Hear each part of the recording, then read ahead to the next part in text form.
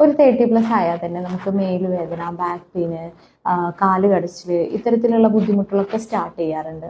നമുക്ക് പ്രായം കൂടുന്തോറും നമ്മുടെ ബോണിന്റെ മിനറലൈസേഷൻ കുറയും, ബോൺ ഡെൻസിറ്റി കുറയും, അതുപോലെ മസിൽ വേസ്റ്റിംഗ് ഒക്കെ കൂടുകയൊക്കെ ചെയ്യും. നമ്മുടെ ബോൺ സ്ട്രെങ്ത്, മസിൽ സ്ട്രെങ്ത് ഒക്കെ ഉള്ളത് നമുക്ക് പ്രിസർവ് ചെയ്യാനും നമുക്ക് കുറച്ചുകൂടി ഇമ്പ്രൂവ് ചെയ്തെടുക്കാനും വേണ്ടി നിർബന്ധമായിട്ട് ചെയ്യേണ്ട ഒരു കാര്യം എന്ന് പറയുന്നത് ഫിസിക്കൽ എക്സസൈസ് തന്നെയാണ്. എന്തുതരം എക്സസൈസാണ് ചെയ്യേണ്ടതെന്ന് വെച്ചാൽ നമ്മൾ വെയിറ്റ് ലിഫ്റ്റിംഗ് ഒക്കെ നല്ലതാണ്. അതായത് ഒരു റെസിസ്റ്റൻസ് ട്രെയിനിങ് പോലുള്ള എക്സസൈസ് ചെയ്യാം. അതുപോലെ ജമ്പിങ്, സ്ക്വാട്ടിങ്, റണ്ണിങ് പോലുള്ള എക്സസൈസുകൾ സ്ഥിരമാക്കാം.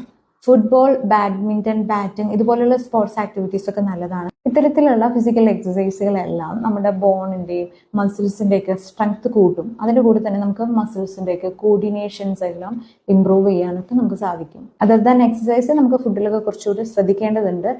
എന്തെങ്കിലും സിംറ്റംസ് ഉണ്ടെങ്കിൽ നമ്മൾ ബ്ലഡ് ചെക്ക് ചെയ്യുക, കാൽഷ്യം, വൈറ്റമിൻ ഡി ചെക്ക് ചെയ്തത് കുറവുണ്ടെങ്കിൽ അതിന്റെ സപ്ലിമെന്റ്സ് എടുക്കുക.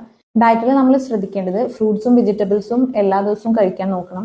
അതുപോലെ നട്ട്സ് ആയിട്ടുള്ള almond, pumpkin seeds, flax seeds, എള്ള്, വാൽനട്ട് ഇവയെല്ലാം ഉൾപ്പെടുത്താം. പ്രായം കൂടുന്തോറും മസിൽ വേസ്റ്റിംഗ് ഒക്കെ ചാൻസ് കൂടുതലാണ്. അതുകൊണ്ട് തന്നെ പ്രോട്ടീൻസ് കൂടുതലായിട്ട് കഴിക്കണം. നോൺ വെജ് പ്രോട്ടീൻസിന്റെ കൂടെ തന്നെ നമുക്ക് പാലും ഉൽപ്പന്നങ്ങളും നമ്മുടെ ഡെയിലി ഫുഡിൽ ഉൾപ്പെടുത്തുക. വെജിറ്റേറിയൻസ് ഈ പ്ലാന്റ് പ്രോട്ടീൻസ് ആയിട്ടുള്ള പയറുവർഗ്ഗങ്ങൾ, പരിപ്പ് വർഗ്ഗങ്ങളൊക്കെ കൂടുതലായിട്ട് കഴിക്കാം. പൊതുവെ കോഫി അല്ലെങ്കിൽ കഫീൻ അടങ്ങിയിട്ടുള്ള ഭക്ഷണ പദാർത്ഥങ്ങൾ ഒഴിവാക്കുക തന്നെയാണ് നല്ലത്.